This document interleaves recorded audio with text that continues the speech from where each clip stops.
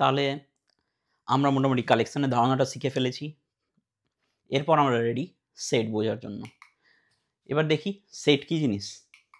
এর ডেফিনেশন হচ্ছে সেট হচ্ছে এমন একটা সংগ্রহ যেটা সুসংজ্ঞাত এবং তার উপাদানগুলো পৃথক এবং ক্রমের উপর নির্ভরশীল হবে না। তাহলে সেটের ক্ষেত্রে তিনটে জিনিস সবসময় সত্য হবে বা তিনটে কন্ডিশন সবসময় অ্যাপ্লিকেবল হবে। যে সেট তো আমরা একটু এখনই আমরা ডিসকাস করলাম, এটা সংগ্রহ। তাহলে সেটটা এমন একটা সংগ্রহ যেটা ওয়েল ডিফাইন্ড হবে, তার এলিমেন্টগুলো ডিস্টিংক্ট হবে বা পৃথক হবে এবং ক্রম স্বাধীন হবে, মানে সাজানোটা তার মধ্যে ম্যাটার করবে না।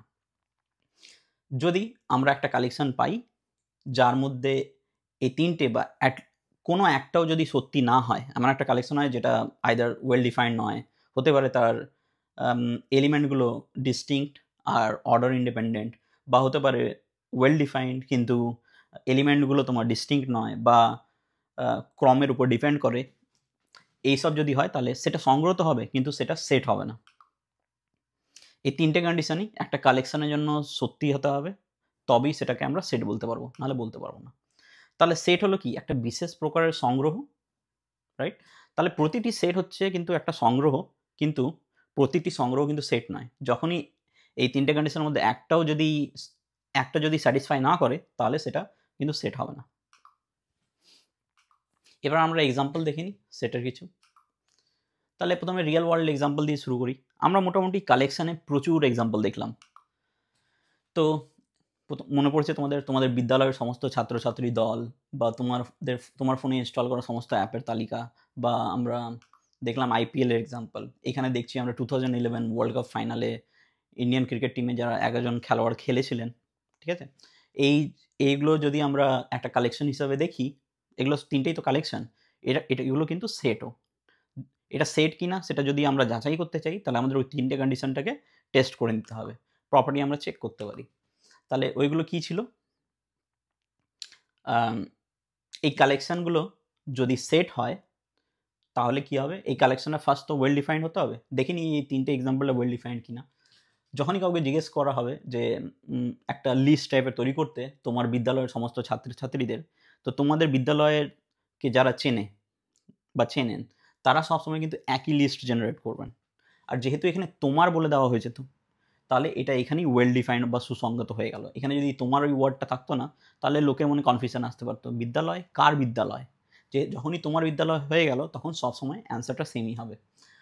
এটা তাহলে সুসংগত। সেকেন্ড, তোমার ফোনের যদি কেউ অ্যাক্সেস থাকে, কেউ জানে কি কি অ্যাপ ইনস্টল করা আছে, তাহলে সবসময় এই তোমার ওয়ার্ডটার জন্য ফোনে ইনস্টলড আছে, তোমার ফোনে ইনস্টল, এই কথাটা কিন্তু এটাকে ওয়েল ডিফাইন্ড করে দিচ্ছে। সিমিলারলি 2011 ওয়ার্ল্ড কাপ ফাইনালে যদি ওয়ার্ল্ড কাপ ফাইনাল তোমরা দেখে থাকো তাহলে যাকেই জিজ্ঞেস করা হোক না কেন সেই সবসময় একই অ্যান্সার দেবে। তাহলে এই তিনটে এক্সাম্পলে কী হচ্ছে? ওয়েল ডিফাইন্ড হচ্ছে। নেক্সট আমাদের কী চেক করতে হবে? যে যখনই এর এলিমেন্টগুলো আমরা জেনারেট করব সেটা যদি ডিস্টিংক্ট হয় বা পৃথক হয় উপাদানগুলো, তবেই আমরা কনসিডার করতে পারবো এগুলো সেট। তিনটে কন্ডিশন করতে হবে। এখন আমরা সেকেন্ড কন্ডিশনটা চেক করছি। এটা অলরেডি ডিসকাস করেছি, ছাত্রছাত্রীরা যে স্কুল তোমাদের বিদ্যালয় সেটা সবসময় একে অপর থেকে আলাদা হবে, রাইট? সেকেন্ডটাতেও একটা ফোনে একটা অ্যাপ একবার ইনস্টল করা যায়, দুবার ইনস্টল করা যায় না। রিইনস্টল করতে পারো, রিইনস্টল করলে ওই অ্যাপটাকে আবার ওভাররাইট করে দেবে। তাহলে ওটা সবসময় তোমার অ্যাপের যে অ্যাপ থাকবে তোমাদের ফোনে সেটা কিন্তু, বা আমরা তালিকা তৈরি করব সেটার তোমার এলিমেন্টগুলো মানে অ্যাপগুলো সবসময় একে অপর থেকে আলাদা হবে। আর 3 নম্বর, সেম 11 জন খেলোয়াড় যারা খেলেছিল তারা কিন্তু একজন প্লেয়ার দুবার খেলেনি, কিন্তু ওই 11 জনই ডিস্টিংক্ট প্লেয়ার ছিল। তাহলে দেখা গেল তিনটার ক্ষেত্রেই এলিমেন্টগুলো ডিস্টিংক্ট হচ্ছে। আর 3 নম্বর যেটা আছে যে তোমার ক্রম স্বাধীন হবে এলিমেন্টগুলো, যেটা তোমরা বুঝতেই পেরেছো এতক্ষণ ডিসকাস করে। ছাত্রছাত্রীদের দলের যখন যদি তালিকা তৈরি করা হয় বা দলকে একসাথে দাঁড় করানো হয়, কে আগে দাঁড়াচ্ছে কে পিছনে দাঁড়াচ্ছে এটা ম্যাটার করে না, মোটামুটি দল হলেই হলো। সেম ফর অ্যাপের যখন তালিকা বানাচ্ছ, তোমার ফোনে ভাবো হোয়াটসঅ্যাপ, ফেসবুকের অ্যাপ, মেসেঞ্জারের অ্যাপ, তাছাড়া আরও অন্য অ্যাপ যেগুলো ইনস্টল আছে, কোনটা আগে লিখলাম তালিকাতে কোনটা পরে লিখলাম ম্যাটার করবে না, জাস্ট তালিকার লিস্টটা লিখলেই হবে। সেম ফর 11 জন খেলোয়াড়ের নাম যদি কাউকে জিজ্ঞেস করা হয় 2011 ওয়ার্ল্ড কাপ ফাইনালে, তাহলে অর্ডারটা ইম্পর্টেন্ট না, কেউ যদি অ্যান্সারটা দেয় সেটাতেই হবে, কোনো প্লেয়ারের নাম আগে বা পরে বললো সেটাতে কিছু যায় আসে না। তাহলে দেখা গেল এই 3টে কন্ডিশনই এই 3টে সংগ্রহের জন্য অ্যাপ্লিকেবল হচ্ছে। তাহলে কি হয়ে গেল, এই যে কালেকশনটা সেটাকে আমরা সেট বলতে পারবো। তাহলে এইগুলো হলো সেটের উদাহরণ। এবার অনেক সময় আমরা বড় সেটকে একটা নাম দিয়ে রিপ্রেজেন্ট করি, ঠিক আছে, বা প্রকাশ করি। এবার সেগুলো কি করে করি আমরা দেখিনি, বা তার এলিমেন্টগুলো, সেটের এলিমেন্টগুলোকে কীভাবে আমরা রিপ্রেজেন্ট করি। সেটকে সাধারণত বড় হাতের ইংরেজি অক্ষর দিয়ে প্রকাশ করা হয়, যেমন ABC ইত্যাদি। আমরা বাংলা মিডিয়ামে পড়ছি, ক খ গ ঘ করলে হয়তো করা যেতে পারতো, কিন্তু এরপর আমরা ইংরেজিতেই আন্ডার গ্র্যাজুয়েট মাস্টার্স পড়বো এইচএসের পরে, তো সব কিছু আমরা ইংরেজিতেই লিখব। তো যখনই আমরা প্রকাশ করব ABCDEF এইভাবে বড় যে কোনো হাতের ইংরেজি অক্ষর দিয়ে আমরা প্রকাশ করতে পারি। কিন্তু প্রবলেমটা হচ্ছে আমাদের কাছে 26টা ইংরেজি অক্ষর আছে, right, starting from A up to G। তাহলে আমাদের কাছে যদি 50টা সেট থাকে, তাদেরকে যদি একসাথে প্রকাশ করতে হয়, বা 100টা বা 200টা থাকে, তখন আমরা কী করবো, তখন আমাদের প্রবলেম হয়। তখন আমরা একটু আলাদা অ্যাপ্রোচ নিই। যদি এরকম ব্যাপারটা হয় যে আমাদের কাছে অনেক সেট আছে, ঠিক আছে, 100টা 200টা 300টা, তাহলে সহজ উপায় হচ্ছে যে কোনো একটা ইংরেজির অক্ষর সিলেক্ট করো, ওটা A হতে পারে, B হতে পারে, C, PQRST যা ইচ্ছা, আর তাদেরকে যদি আমরা সাবস্ক্রিপ্ট অ্যাড করি, তাহলে কিন্তু আমরা অনেকগুলো সেটকে আমরা প্রকাশ করতে পারবো। তখন আমাদের এই লিমিটেশনটা কেটে যায়। যেমন ধরে নাও যে তোমাদের কাছে 100টা সেট আছে, তোমরা যদি সেটাকে রিপ্রেজেন্ট করতে চাও নাম দিয়ে, তাহলে প্রথম সেটটাকে নাম দিলে A1, দ্বিতীয় সেটটাকে নাম দিলে A2 করে 100 নম্বর সেটটাকে নাম দিলে A100। তোমাদের ইচ্ছা A1 A2 দিয়েও করতে পারো, B1 B2, P1 P2, এটা ম্যাটার করে না। নেক্সট হচ্ছে যে সেটটাকে আমরা লিখবো কী করে। একটু আগে আমরা ডিসকাস করলাম 11 জন খেলোয়াড়ের তালিকা, সেটাকে যখন আমরা সেট ফর্মে লিখবো, তাহলে প্রথমে আমরা কি করব, যখন আমরা এলিমেন্টগুলো লিখবো সেটাকে আমাদের একটা সেকেন্ড ব্র্যাকেটে আবদ্ধ করে লিখতে হবে, ঠিক আছে।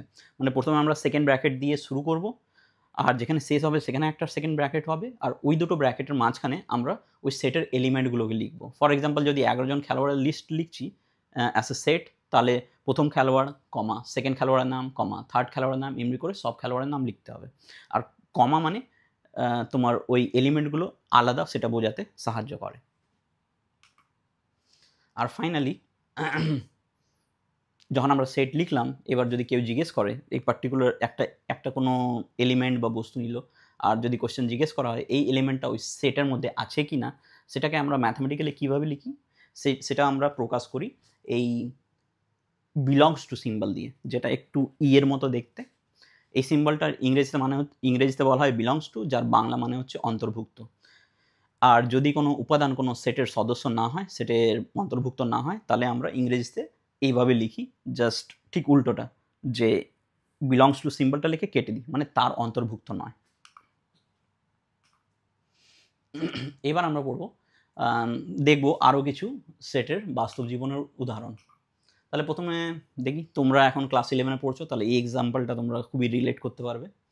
যে ধরো তোমাদের একটা সেট লিখতে বললাম, সেটটা কি, সেটটা হচ্ছে ওয়েস্ট বেঙ্গল তোমাদের বোর্ডের একাদশ শ্রেণীর বিজ্ঞান বিভাগের পিওর সায়েন্স বিষয়গুলোর সেট, ঠিক আছে। এই সেটটাকে যদি আমরা এ দিয়ে ডিনোট করি বা প্রকাশ করি, তাহলে সেটটাকে কী করে লিখব। তো আমাদের পিওর সায়েন্সের সাবজেক্টগুলো কী হলো, ফিজিক্স, কেমিস্ট্রি, ম্যাথামেটিক্স, বায়োলজি, আরও বাংলা ইংরেজি এগুলো থাকতে পারে, ওগুলো আপাতত আমরা ধরছি না, তাহলে অনেকগুলোই কম্বিনেশন তৈরি হতে পারে।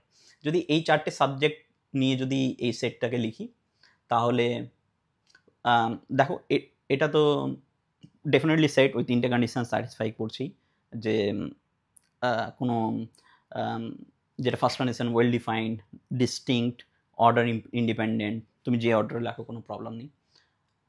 দেখো এটা কীভাবে লেখা হয়েছে, যেটা একটু আগে ডিসকাস করলাম, সেটটাকে আমরা একটা ক্যাপিটাল লেটার ইংলিশ ওয়ার্ড দিয়ে ডিনোট করেছি, A ইকুয়ালস টু এটা। এর এলিমেন্টগুলোকে দুটো সেকেন্ড ব্র্যাকেটের মাঝখানে লিখেছি, আর ফাইনালি তোমার এলিমেন্টগুলোকে কমা দিয়ে সেপারেট করেছি, এভাবে লিখতে হয়। তাহলে এবার কেউ যদি জিজ্ঞেস করে যে এই যে এ সেটটা, তার মধ্যে ফিজিক্স সাবজেক্টটা অন্তর্ভুক্ত আছে কিনা, বা তার সদস্য আছে কিনা, তখন সেটাকে আমরা ম্যাথামেটিক্যালি কীভাবে লিখব। এখানে আমরা কি দেখতে পারি, ফিজিক্স কিন্তু এ সেটটার মধ্যে আছে, তাহলে আমরা লিখব ফিজিক্স বিলংস টু এ। এর মানে হচ্ছে ফিজিক্সটা কিন্তু এ সেটের অন্তর্ভুক্ত। যদি কেমিস্ট্রি জিজ্ঞেস করে সেটাও কিন্তু অন্তর্ভুক্ত, ম্যাথামেটিক্স, বায়োলজি। কিন্তু যে সাবজেক্টগুলো অন্তর্ভুক্ত নয়, যেগুলো আমরা ক্লাস পাবো 9-10-এ পড়তাম, হিস্ট্রি, জিওগ্রাফি বা অন্য সাবজেক্টগুলো যেগুলো তোমরা এখন ক্লাস 11-এ পড়ছো না, যদি কেউ জিজ্ঞেস করে হিস্ট্রি কি এ সেটটাতে বিলং করে, তোমরা কি বলবে? বিলং করে না। তাহলে ম্যাথামেটিক্সে কী লিখবো? History does not belongs to A, geography does not belongs to A dot dot, মানে আরও যদি কোনো সাবজেক্ট যেটা এই সেটে বিলং করবে না, তোমরা এইভাবেই লিখতে পারো। সিমিলারলি আরেকটা এক্সাম্পল হচ্ছে, যদি বি ইংরেজি বছরের মাসগুলির সেট আমরা ধরি, তাহলে ওই সেটটা হবে কি? বি ইকুয়ালস টু, সেই সেটগুলো কি মাসগুলো কী হবে? January, February, March, April, May, June, July, August, September, October, November, December. ঠিক আছে? তাহলে দেখো ওটা ওইভাবে লেখা হয়েছে, সেকেন্ড ব্র্যাকেটের ভিতরে কমা দিয়ে সেপারেট করে। এইখানে জায়গা ছিল না বলে সব মাসগুলো লিখিনি, এখানে ডট ডট দিয়ে লিখে দিয়েছি, মানে মাঝখানে আরও এলিমেন্টগুলো আছে। এইভাবে তোমরা লিখতে পারো। আর ফাইনালি এটাকেই রেপ্লিকেট করলাম। যদি তোমার ইংরেজি সপ্তাহের দিনগুলির সেট লিখতে বলে, তাহলে তোমরা কী করবে? ওই সেটটা যদি সি হয়, C equals to Monday, Tuesday, Wednesday, এরকম করে আপ টু সানডে লিখতে পারো। যদি তুমি চাও 7টাই এলিমেন্ট লিখতে পারো এর, যেহেতু 7 দিন সপ্তাহ হয়, নাহলে মাঝখানে এভাবে ডট ডটও করতে পারো।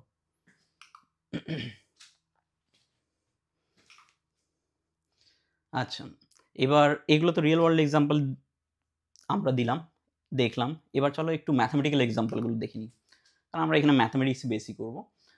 তাহলে ফার্স্ট এক্সাম্পল দিয়ে স্টার্ট করি। যদি তোমাদের প্রথম 5টি স্বাভাবিক সংখ্যার সেট লিখতে বলা হয়, আগেন তো আমরা এটা কিভাবে লিখব? যখনই আমরা সেট লিখব, দুটো সেকেন্ড ব্র্যাকেটের মাঝখানে লিখব।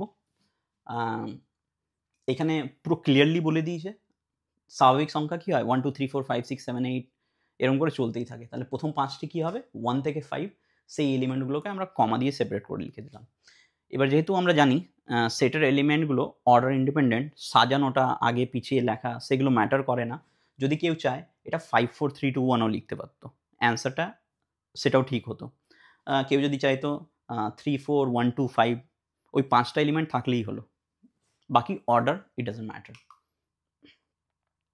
এবার সেকেন্ড এক্সাম্পল আমরা দেখি। সেকেন্ড এক্সাম্পল হচ্ছে ইংরেজি ভাষার প্রথম 6টি অক্ষর ABCDEF, সেটা এই সেটটা হবে। এবার তোমরা যদি চাও অর্ডারটা আগে DEF লিখলে, ABC পরে লিখলে, বা যে কোনো অর্ডারে লিখতে পারো, কোনো ব্যাপার না। নেক্সট এক্সাম্পল, সমস্ত ধনাত্মক জোড় সংখ্যার সেট, সেটা কী হবে? 2 4 6, এরকম করে চলতেই থাকবে, এটা কিন্তু শেষ হবে না। তাহলে এরকম যদি চলতেই থাকে, তাহলে আমরা এটা সেকেন্ড ব্র্যাকেটের মধ্যে এইভাবে লিখব। নেক্সট, 10-এর চেয়ে ছোট মৌলিক সংখ্যাগুলির সেট। মৌলিক সংখ্যা আমরা কি জানি? 2 3 5 7 11 এরকম করে চলতে থাকে। তাহলে তার মধ্যে প্রথম 4টি মৌলিক সংখ্যা কী হবে? 2 3 5 7, সেটাকে এভাবে লিখব। নেক্সট, ইংরেজি ভাষার যে ভাওয়েলগুলো, তার যদি সেট আমরা দেখি, তাহলে সেগুলো কী হবে? A E I O U। Next example, 50-এর গুণনীয়কের সেট আমরা কি জানি? 1 2 5 10 25 50। নেক্সট হচ্ছে 6-এর কম স্বাভাবিক সংখ্যাগুলির বর্গফলগুলির সেট। 6-এর কম স্বাভাবিক সংখ্যা কী হচ্ছে? 1 2 3 4 5। তাদের যদি বর্গফল বা স্কোয়ার নিই, তাহলে কী পাবো? 1 4 9 16 25। এটা হচ্ছে সেই সেটটা। ফাইনালি একটা এমনি ছোটো এই ধরনের একটু আলাদা এক্সাম্পল নিলাম। যদি শব্দ ম্যাথামেটিক্সের ইংরেজি অক্ষরগুলোর সেট যদি তৈরি করতে বলে, তাহলে ওই সেটটা কী হবে? এই সেটটা হবে। এই সেটটা আমরা কী করে পেলাম? এই সেটটা লেখার জন্য তোমায় আগে দেখতে হবে যে এই ওয়ার্ড এর মধ্যে কী অক্ষরগুলো আছে, সেই অক্ষরগুলোকে আমরা এলিমেন্ট হিসেবে নিয়ে সেটটা তৈরি করব, রাইট? তাহলে অক্ষরগুলো কী আছে? প্রথম অক্ষরটা হচ্ছে M, তাহলে আমরা যে সেটটা লিখলাম, প্রথমে আমরা M ওয়ার্ডটা অ্যাড করলাম। তারপর সেকেন্ড হচ্ছে A T H E, তাহলে E অবধি আমরা লিখলাম। তারপরে দেখো এখানে M ওয়ার্ডটা, M অক্ষরটা কিন্তু আবার এসছে, ঠিক আছে? সেটে যেহেতু রিপিট হতে পারে না, সেই জন্য যেহেতু M অলরেডি আছে, তাহলে আমরা আবার M লিখলাম না। Same for A, same for T, তারপর ICSটা আমরা ওখানে অ্যাড করে দিলাম। তাহলে এর অক্ষরগুলো নিয়ে, যে অক্ষরগুলো দিয়ে এই ম্যাথামেটিক্স ওয়ার্ডটা তৈরি হয়েছে, তার যদি সেট তৈরি করি, তাহলে এই সেটটা দেখতে হবে, TIC আর ফাইনালি S। তাহলে চলো আমরা মোটামুটি সেট কি বুঝে গেছি। এবার দেখি সেটকে আমরা কিভাবে লিখতে পারি। তো সেটকে আমরা বেসিক্যালি দু প্রকারে লিখি ম্যাথামেটিক্সে। প্রথম যে উপায়ে লিখি তার নামটা হচ্ছে ছক বন্ধীকরণ পদ্ধতি, বা যেটাকে ইংরেজিতে রোস্টার ফর্মও বলা হয়। এই রোস্টার ইংরেজি কথাটার মানে হলো লিস্ট বা তালিকা। আর দেখো এতক্ষণ আমরা যতগুলো এক্সাম্পল দিলাম সেটের, সেটাতে কি করেছিলাম, সেকেন্ড ব্র্যাকেটের মধ্যে তার এলিমেন্টগুলো লিস্টের মতো 1 by 1 লিখছিলাম কমা দিয়ে সেপারেট করে। তাহলে আগের উদাহরণগুলো যাই আমরা ডিসকাস করলাম সেটা কিন্তু রোস্টার ফর্মে ছিল। দেখো আমরা যাই উদাহরণগুলো ডিসকাস করেছি, ওই first 5 vowels of English language, EIOU, বা প্রাইম নাম্বারস যেগুলো ডিসকাস করলাম, তাছাড়া বা 50-এর গুণনীয়ক, দেখো সেটা সব লিস্টের মতো লিখেছি, সেই জন্য এটাকে বলা হয় রোস্টার ফর্মে এই সেটগুলো আছে। নেক্সট আরেকটা যে পদ্ধতি আমরা সেটটা লিখতে পারবো সেটার নাম হলো সেট নির্মাণ পদ্ধতি বা ধর্মভিত্তিক পদ্ধতি, এটাকে ইংরেজিতে সেট বিল্ডার ফর্ম বলা হয়। আমরা মোটামুটি এবার থেকে আমরা বেশিরভাগ ক্ষেত্রেই যখন আমরা আগেকার চ্যাপ্টারগুলো পড়বো, বেশিরভাগ যখনই আমরা সেট লিখবো এই সেট নির্মাণ পদ্ধতি বা ধর্মভিত্তিক পদ্ধতিতেই লিখবো। এটা সেট নির্মাণ পদ্ধতিতে কীভাবে লেখা যায়, এটা যখনই আমরা একটা সেটকে সেট বিল্ডার ফর্মে লিখবো তখন এই এলিমেন্টগুলোকে একটা নির্দিষ্ট প্রপার্টি দিয়ে আমরা সেখানে লিখবো। আর লেখার সময় আমরা একটা সিম্বল ইউজ করি যেটা এই বাংলায় দাড়ির মতো হয় বা এরকম ডট ডট কোলনের মতো হয়, যার মানেটা হচ্ছে বাংলাতে এমন যে বা সাচ দ্যাট। যখন আমরা উদাহরণ দিয়ে লিখবো তখন এই জিনিসটা আরও বেশি ক্লিয়ার হয়ে যাবে। তো আমরা এক্সাম্পল নিই। ফার্স্ট এক্সাম্পল এটাই নিলাম। ভাবো এই সেটটাকেই, এটা যেটা রোস্টার ফর্মে আছে, এটাকে যদি আমরা সেট বিল্ডার ফর্মে নিই তাহলে আমরা কীভাবে লিখবো, সেটের মতোই লিখছি, দুটো সেকেন্ড ব্র্যাকেটের মধ্যে লিখতে হবে।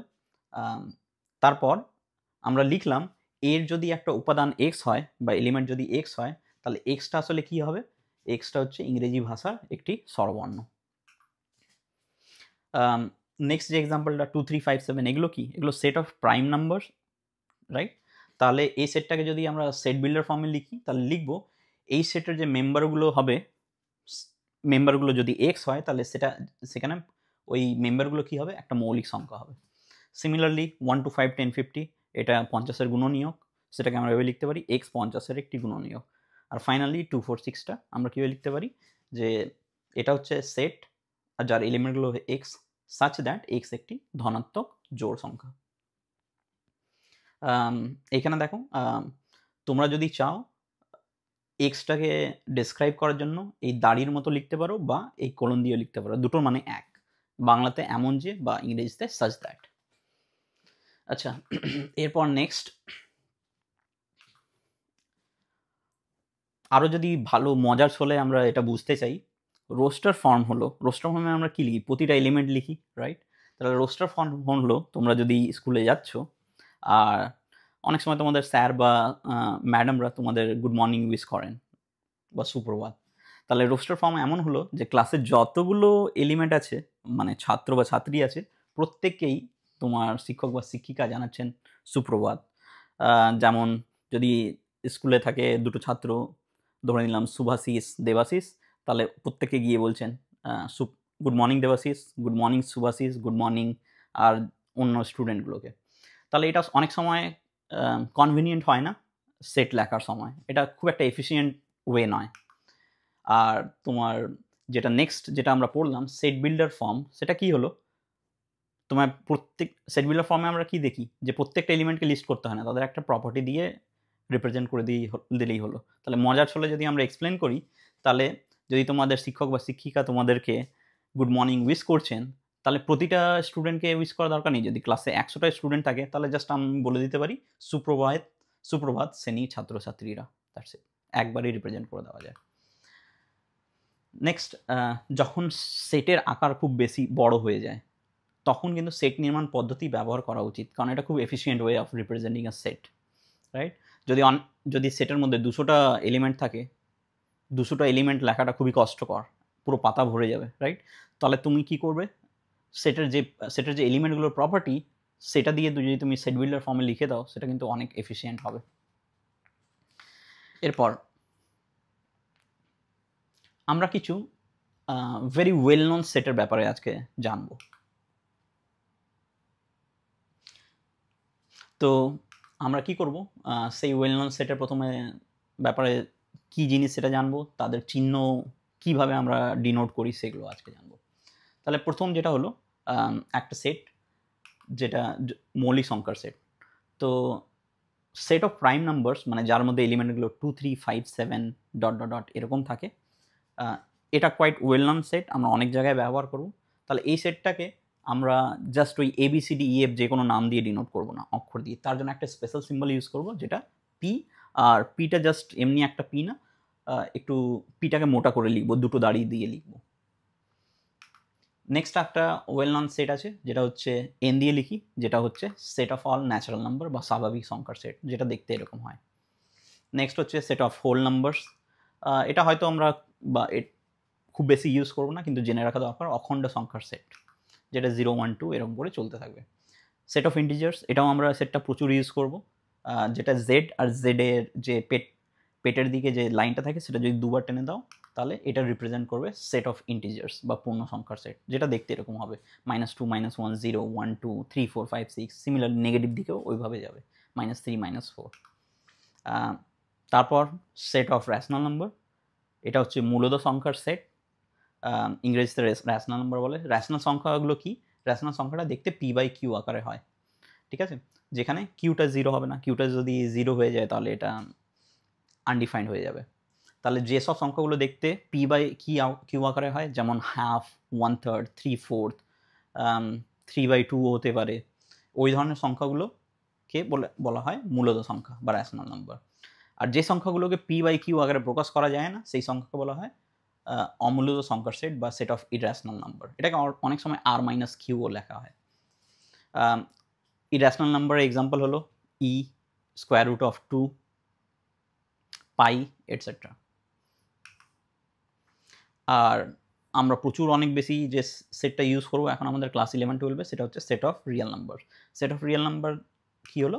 এই দুটো যে set of rational number, set of irrational number, সেটাকে যদি যোগ করে দিই তাহলে আমরা সেট অফ রিয়েল নাম্বার দেখবো। আর ফাইনালি সেটে আমরা 1-2 চ্যাপ্টার পড়বো, যেটা হচ্ছে যার মধ্যে আমরা কমপ্লেক্স নাম্বার নিয়ে ভাববো, আলোচনা করব। সেই কমপ্লেক্স নাম্বারটা কি পরে আমরা আরও ডিটেলসে বুঝবো। আপাতত ধরে রাখো যে কমপ্লেক্স নাম্বারকে বাংলায় জটিল সংখ্যা বলা হয়, আর জটিল সংখ্যার সেটগুলোতে জটিল সংখ্যা থাকে, যেটা দেখতে A+IB আকারের হয়, যেখানে I হচ্ছে -1 বর্গমূল বা স্কোয়ার রুট। এগুলো আমরা পরে ডিসকাস করবো। আচ্ছা, তাহলে এরপর আমরা আরও একটা বিশেষ ধরনের সেট পড়বো, যেটাকে আমরা ইংরেজিতে ইন্টারভাল বলে ডাকি, বা বাংলায় সেটাকে আমরা বলবো বিস্তার বা ব্যবধানও বলতে পারি, বা অন্তরাল। ইন্টারভালই বলে ডাকি, কারণ আমার ফিউচারে সবসময় ইংরেজিতেই পড়াশোনা করতে হবে। তাহলে আমরা আগে দেখবো যে তাদের কীভাবে লেখা হয়, কি সিম্বলিক্যালি। তারপর বেসিক্যালি তারা সেট বললাম, তাহলে সেটটা কীরকম হবে দেখতে, আর তার একটু আমরা ডেসক্রিপশন দেবো। তাহলে স্টার্ট করি। ধরো A আর B হচ্ছে দুটো রিয়েল নাম্বার। রিয়েল নাম্বার যাও হতে পারে, তোমাদের ইচ্ছা হয় A কে 0 ধরে নাও, B কে 1 ধরে নাও। তাহলে এরকম যখনই আমরা একটা সিম্বল দিয়ে কিছু লিখবো, যেটা ফার্স্ট ব্র্যাকেটের মধ্যে A, B, সেটা কিন্তু একটা ইন্টারভাল রিপ্রেজেন্ট করবে। সেই ইন্টারভালটা একটু আগেই বললাম একটা বিশেষ ধরনের সেট। তাহলে ওই সেটটা আসলে কি হবে, A থেকে B এর মধ্যে যতগুলো নাম্বার থাকবে সেগুলো যদি কালেক্ট করে আমরা সেট হিসাবে ধরি, সেই সেটটাই হবে এই ইন্টারভালটা। এইখানে একটা জিনিসের ধ্যান দেবে যে দেখো, এটা আমরা সেকেন্ড ব্র্যাকেটে A, B লিখিনি। সেটাও একটা সেট হতো, কিন্তু ওটা এমন একটা সেট হতো যার মধ্যে দুটো এলিমেন্ট আছে, A আর B। এখানে যেহেতু এটা ফার্স্ট ব্র্যাকেটে লিখেছি, এটা একটা ইন্টারভাল যেটা ইনফাইনাইট নাম্বার অফ এলিমেন্টগুলোকে কন্টেন করে থাকে। তো এখানে একটা জিনিস দেখো যে এই সেটটার মধ্যে A আর B কিন্তু নেই, ঠিক আছে? A আর B এর মাঝখানে, এটা যদি A হয়, এটা যদি B হয়, A আর B এর ভিতরে যে মাঝখানে যে নাম্বারগুলো আছে সবগুলো কন্টেন করে রেখেছে। তাহলে A আর B কে যদি আমরা দুটো দেওয়ালের মতো ভাবি, ঠিক আছে? তো দেওয়ালটাই নিই। তাহলে দেওয়াল যদি নিই তাহলে সেটাকে আমরা কি বলবো? খোলা। তাহলে সেই জন্য এটাকে বলা হয় খোলা বিস্তার বা খোলা অন্তরাল, যেটাকে আমরা ইংরেজিতে বলবো ওপেন ইন্টারভাল, যেখানে A আর B কিন্তু ইন্টারভালের মধ্যে নেই, সেটটার মধ্যে। এর আরেকটা ভ্যারিয়েশন আমরা দেখব, খোলার উল্টোটাও দেখবো আমরা, যেটাকে বলবো আমরা বন্ধ অন্তরাল বা ক্লোজড ইন্টারভাল, যেটাকে আমরা থার্ড ব্র্যাকেটে A, B দিয়ে লিখবো। এটা কি হবে? এটাকে আমরা একটু আগে বললাম ক্লোজ ইন্টারভাল। ক্লোজ ইন্টারভাল কি থাকবে? ওই দেওয়ালগুলো কন্টেন্ট করে রাখবে। মানে এটা আগের সেটটার মতোই হবে অনেকটা, যেখানে A আর B ইনক্লুডেড। তাহলে এই সেটটা কি আছে? A আর B এর মাঝখানে যতগুলো সংখ্যা আছে সবগুলোই কন্টেন্ট করে রাখবে, প্লাস A আর Bও থাকবে। তাহলে A আর B কিন্তু এর অন্তর্ভুক্ত।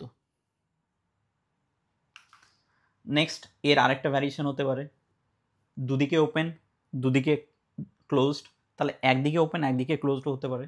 তাহলে একটা আমরা এক্সাম্পল দেখি, যদি আমরা এভাবে যদি কোনো ইন্টারভেলটাকে লিখি, এ দেখো বাঁ দিকে ফার্স্ট ব্র্যাকেট আছে, মানে বাঁ দিকে ওপেন ডান দিকে ক্লোজ, তাহলে এটাকে যদি আমরা ভাবি সেট হিসেবে, তাহলে ওই সেটটা কী থাকবে, সেটটা হবে এ আর বি এর মধ্যে সব সংখ্যাগুলো এবং এটা ওপেন মানে বাঁ দিকটা খোলা, মানে এটা ইনক্লুডেড থাকবে না, কিন্তু বিটা ক্লোজ ডান দিকে, তাহলে বিটা ইনক্লুডেড থাকবে।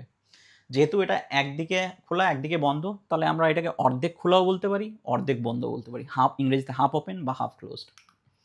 এর ঠিক আরেকটা ভ্যারিয়েশন দেখি ঠিক উল্টোটা, যেখানে বাঁ দিকে ক্লোজড আছে ডান দিকে ওপেন আছে, তাহলে এই সেটটা কি হবে, এই সেটটা এলিমেন্টগুলো হবে এ আর বি এর মধ্যে সব সংখ্যাগুলো প্লাস এটা কন্টেন্ট থাকবে সেটে, বিটা থাকবে না।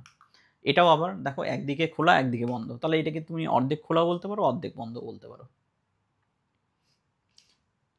আবার আরেকটা ইন্টারভালের ভ্যারিয়েশন যেটা আমরা অনেক সময় ইউজ করব, এটা হচ্ছে open interval minus infinity comma B. Infinity হচ্ছে একটা বিশাল বড় সংখ্যা, নেগেটিভ ইনফিনিটি হচ্ছে বড় ধনাত্মক সংখ্যা, আর নেগেটিভ ইনফিনিটি হচ্ছে একটা খুবই বড় ঋণাত্মক সংখ্যা। আর ইনফিনিটি সম্পর্কে আমাদের খুব একটা আইডিয়া নেই, এটা একটা খুবই বিশাল বড় নাম্বার যেটা আমরা জানি না। তাহলে যখনই আমরা এরকম ইনফিনিটি বা নেগেটিভ ইনফিনিটিকে ইনক্লুড করবো ইন্টারভালে, সেটা কিন্তু সবসময় ওপেন লিখবো সেই দিকটা, কারণ ইনফিনিটি কি আমরা জানি না, ইনফিনিটি বা নেগেটিভ ইনফিনিটি। কিন্তু বি এর ক্ষেত্রে আমরা ওপেন বা ক্লোজ লিখতে পারি। তো যদি এই এক্সাম্পলটা আমরা নিই, তাহলে এটা কি হচ্ছে দেখো, মাইনাস এইটা যেটা আছে এই ইন্টারভালটা কি কন্টেন্ট করে রাখবে, সব নাম্বার কন্টেন্ট করে রাখবে মাইনাস ইনফিনিটি থেকে বি এর মাঝখানে। তাহলে এটা এইভাবে আমরা বলতে পারি যে বি থেকে ছোট সব সংখ্যাগুলো নিয়ে যদি একটা সেট তৈরি করি, তাহলে এটা ইন্টারভালটাকে রিপ্রেজেন্ট করবে।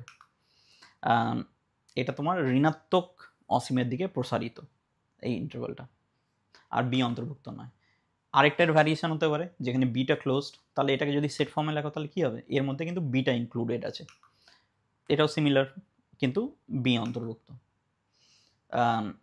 এটা ডান দিক থেকে বাঁ দিকে নেগেটিভ ইনফিনিটি নিলাম, নেগেটিভ ইনফিনিটি, ডান দিকে ওপেন আর ক্লোজ একটা ইন্টারভাল ডিসকাস করলাম। ঠিক তার উল্টোটাও হতে পারে, ডান দিকে ইনফিনিটি লিখলাম আর বাঁ দিকে একটা নাম্বার লিখলাম, তাহলে open interval a comma infinity কী হবে, ঠিক এটার মতোই হবে, এটা হবে একটা সেট যেটা কন্টেন্ট করে থাকবে এ থেকে বড় নাম্বারগুলো, আর এটা ধনাত্মক অসীমের দিকে প্রসারিত, আর দেখো এটা ইনক্লুডেড নয় এখানে। ঠিক আরেকটা এর ভ্যারিয়েশন কী হতে পারে, close interval a comma infinity, যেটা রিপ্রেজেন্ট করবে interval x greater than equals to a, যেটা মধ্যে এ থাকবে আর ধনাত্মক অসীমের দিকে প্রসারিত।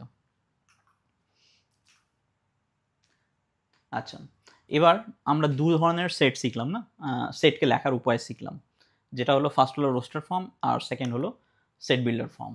তাহলে দেখি যদি একটা ফর্মে আমাদের দিয়ে দেওয়া হয়, তাহলে আমরা অন্য সেটে কীভাবে অন্য ফর্মে কী করে আমরা পরিবর্তন করব। ধরে নাও তোমাদের একটা সেট বিল্ডার ফর্মে একটা সেট দেওয়া আছে, আর তোমাদের বলা হয়েছে যে এই সেটটাকে রোস্টার ফর্মে ট্রান্সফার করো। তাহলে দেখো এই সেটটা কী দেওয়া আছে, এই সেটটার এলিমেন্টগুলো হচ্ছে এক্স, যেটা হচ্ছে জোড় সংখ্যা, ঠিক আছে, ইভেন নাম্বার, আর এক্সটা 2 থেকে 10-এর মধ্যে থাকবে। তাহলে 2 থেকে 10-এর মধ্যে জোড় সংখ্যাগুলো কী হতে পারে, বা যুগ্ম সংখ্যাগুলো 2, 4, 6, 8 আর 10, রাইট। তাহলে এটাকে যদি রোস্টার ফর্মে লিখি, তাহলে সেই নাম্বারগুলোকে লিস্ট করে আমরা লিখে দেবো দুটো সেকেন্ড ব্র্যাকেটের মাঝখানে আর কমা দিয়ে সেপারেট করবো, তাহলে ওটা হবে এটা রোস্টার ফর্ম। সেকেন্ড এক্সাম্পল দেখি, সিমিলার কাইন্ড অফ এক্স একটি বিজোড় সংখ্যা, যেখানে এক্সটা হচ্ছে 1 থেকে 9-এর মধ্যে, তাহলে 1 থেকে 9-এর মধ্যে বিজোড় সংখ্যাগুলো কী হবে, 1, 3, 5, 7, 9, তাহলে এটা হবে তার রোস্টার ফর্ম। আবার এখানে বলে দিচ্ছি, কিন্তু এখানে এটা যেহেতু সেটে অর্ডার ম্যাটার করে না, তাহলে এইখানে কেউ যদি 2, 4, 6, 8-এর 10-এর জায়গায় ইনক্রিজিং অর্ডারে আমি যদিও লিখেছি, কেউ ডিক্রিজিং অর্ডারে লিখতে পারে, কেউ এলোমেলোভাবে লিখতে পারে, এটা ম্যাটার করবে না। নেক্সট আরেকটা এক্সাম্পল, এক্স হচ্ছে ইংরেজি বর্ণমালার একটি স্বরবর্ণ মানে ভাওয়েল, এটাই আমরা আগে দেখলাম, তাহলে এর রোস্টার ফর্ম কী হবে, এই I O U. Next example, X একটি মৌলিক সংখ্যা আর লেস দেন ইকুয়ালস টু 10, 10-এর থেকে ছোট বা সমান মৌলিক সংখ্যাগুলো কী হবে, 2, 3, 5, 7। নেক্সট এক্স 1 আর 10-এর মধ্যে একটি জোড় সংখ্যা, তাহলে জোড় সংখ্যাগুলো কী হবে, 2, 4, 6, 8, 10। আচ্ছা, এবার নেক্সট এক্সাম্পল দেখি। নেক্সট এক্সাম্পলে কী বলছে যে সেট বিল্ডার ফর্মে কী দেওয়া আছে, যে এলিমেন্টগুলো কি হচ্ছে এই সেটের একটি ব্যঞ্জন বর্ণ। এই সেটটা যেটা দেওয়া আছে ABCDE, তার মধ্যে দেখো ব্যঞ্জন বর্ণগুলো কি হবে, মানে নন কনসোনেন্টগুলো। ABCD এর মধ্যে A আর E হচ্ছে ভাওয়েল, রাইট, আর BCD হচ্ছে কনসোনেন্ট। তাহলে এই BCDটা হচ্ছে ব্যঞ্জন বর্ণগুলো, তাহলে সেটটা রোস্টার ফর্মে কি হবে BCD। নেক্সট সেটটা হলো X such that X হলো একটি এক অঙ্কের স্বাভাবিক সংখ্যা। তাহলে এটাকে যদি রোস্টার ফর্মে লিখি, এক অঙ্কের স্বাভাবিক বর্গ সংখ্যাগুলো কি হয়, সেই সংখ্যাগুলো হয় 1, 4 আর 9। দেখো 1 এর স্কোয়ার 1, 2 এর স্কোয়ার 4, 3 এর স্কোয়ার 9, 4 এর স্কোয়ার 16। তাহলে 1, 4, 9, 16টা যেটা বর্গ সংখ্যাটা সেটা কিন্তু 2 অঙ্কের হয়ে যাচ্ছে। তাহলে এক অঙ্কের মধ্যে পড়বে 1, 4 আর 9। আচ্ছা, এবার ঠিক উল্টোটা করি। আমরা এতক্ষণ যেটা করলাম সেট বিল্ডার থেকে রোস্টার ফর্মে কনভার্ট করলাম। এবার দেখি রোস্টার ফর্ম থেকে সেট বিল্ডারে কীভাবে আমরা কনভার্ট করব। তাহলে রোস্টার ফর্মে ফার্স্ট এক্সাম্পলটা আমরা নিই, একটা সোজা এক্সাম্পল 1, 2, 3, 4 ডট ডট ডট এভাবে চলে যাচ্ছে। এই সেটটা দেখো তোমরা আগেই চেনো, এই সেটটা কি সেট অফ ন্যাচারাল নাম্বার। তাহলে এটাকে যদি সেট বিল্ডার ফর্মে লেখো, তাহলে সেট বিল্ডার ফর্মে কি করে লিখবে? সেট বিল্ডারকে বাংলায় আমরা কি দেখলাম, বাংলায় বলেছিলাম যে এটা ধর্মভিত্তিক, এটাকে বলা হয় পদ্ধতি, ধর্মভিত্তিক পদ্ধতি। তাহলে বেসিক্যালি তোমায় কি দেখতে হবে যে এই যে ভিতরে যে রোস্টার ফর্মে দেওয়া আছে সেটগুলো, তার এলিমেন্টগুলোর প্রপার্টি কি আছে সেই হিসাবে তোমায় লিখে দিতে হবে। এখানে প্রপার্টিটা কি হচ্ছে, এলিমেন্টগুলো সব ন্যাচারাল নাম্বার। তাহলে তুমি কি লিখবে, এক্স সাচ দ্যাট এক্স একটি স্বাভাবিক সংখ্যা। এটাকে আরও একটা ম্যাথমেটিক্যালি লিখতে পারো খুব শর্টে, সেটা হচ্ছে x such that x belongs to N. ব্যাপারটা একই, যে যে নাম্বারগুলো আছে সেটা স্বাভাবিক সংখ্যার সেট থেকে বিলং করে। Next example 1, 1/3, 1/5, 1/7 and so on. ঠিক আছে, যখনই তোমরা সেট বিল্ডার ফর্মে কনভার্ট করবে আগে প্যাটার্ন দেখার চেষ্টা করবে, যে রোস্টার ফর্মে যে নাম্বারগুলো আছে, যে সেটটার যে এলিমেন্টগুলো আছে, এটাকে দেখো ফার্স্ট যে এলিমেন্ট 1 সেটাকে আমরা 1/1 তো লিখতেই পারি ফ্র্যাকশন হিসেবে। তাহলে দেখো এর প্রতিটা নাম্বারটা, প্রতিটা এলিমেন্টটা হচ্ছে একটা ফ্র্যাকশন, যার নিউমারেটর মানে ভগ্নাংশের যেটা উপরে সেটা সবসময় 1 আছে, আর নিউমারেটরটা কি আছে, ফার্স্ট এটা আছে 1, তারপরে 3, তারপর 5, তারপর 7। এটাও দেখো একটা প্যাটার্ন ফলো করছে, যে প্যাটার্নটা হচ্ছে 2n - 1, রাইট। যদি n যদি ন্যাচারাল নাম্বার হয় 1, 2, 3, 4 বসালে, যদি তুমি বসাও 2n - 1, তাহলে দেখো ডিনোমিনেটরটা জেনারেট করে দেবে। তাহলে এটাকে আমরা যদি সেট বিল্ডার ফর্মে লিখি তাহলে এভাবে লিখবো যে এই সেটটা হচ্ছে এক্স, এলিমেন্টগুলো হচ্ছে x such that x equals two 1/2n - 1, যেখানে n is a natural number. দেখো n এর ভ্যালুগুলো ওখানে যদি তুমি পুট করতে থাকো এই পুরো সেটটা জেনারেট করে দেবে। আরেকটা এক্সাম্পল নিই, 1/2, 2/3, 3/4, 4/5 অ্যান্ড সো অন। আবার দেখো এর প্যাটার্নটা কি, এটাও সবই হচ্ছে এক একটা ফ্র্যাকশন, যেখানে তোমার নিউমারেটরটা হচ্ছে 1, 2, 3, 4 ন্যাচারাল নাম্বার, রাইট। আর ডিনোমিনেটর কি হচ্ছে, ডিনোমিনেটর প্যাটার্নটা দেখো উপরে যেটা আছে তার থেকে এক বেশি আছে। তাহলে এটাকে যদি আমরা সেট বিল্ডার ফর্মে লিখি তাহলে কি লিখবো, X such that X equals to n/n+1 where n belongs to set of natural number. আরেকটা এক্সাম্পল নিই 2, 4, 8, 16 ডট ডট ডট। এটার প্যাটার্নটা খুঁজে বার করার চেষ্টা করো। এটা কি আছে দেখো, 2 টু দি পাওয়ার 1 ফার্স্ট এলিমেন্টটা, সেকেন্ড এলিমেন্টটা হচ্ছে 4, 2 স্কোয়ার, থার্ড এলিমেন্টটা 8, 2 কিউব, 16, 2 টু দি পাওয়ার 4। তাহলে দেখো এটা কি হয়ে যাচ্ছে, যততম পদ আছে 2 টু দি পাওয়ার সেটা হয়ে যাচ্ছে, যেখানে n হচ্ছে ন্যাচারাল নাম্বার। তাহলে এটাকে যদি আমরা সেট বিল্ডার ফর্মে লিখি তাহলে কি লিখতে পারি, x such that X equals two 2 to the power n, যেখানে n belongs two n set of natural number. Next এর প্যাটার্নটা কি হচ্ছে দেখো, এটাও একটা হচ্ছে ফ্র্যাকশন যার নিউমারেটর হচ্ছে 1, 2, 3, 4 মানে set of natural number n, আর ডিনোমিনেটরটা কি হচ্ছে 5, 25, 125। 5টাকে আমরা বলতে পারি 5 টু দি পাওয়ার 1, 25টাকে 5 টু দি পাওয়ার 2,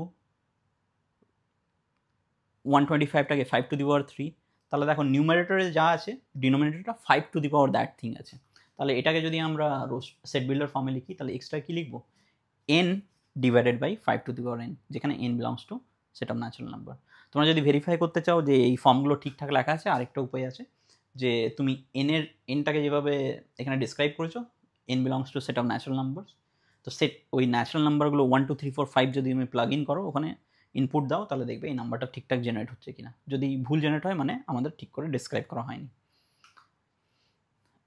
এখানেই আমাদের শেষ হলো ফার্স্ট লেকচারটা।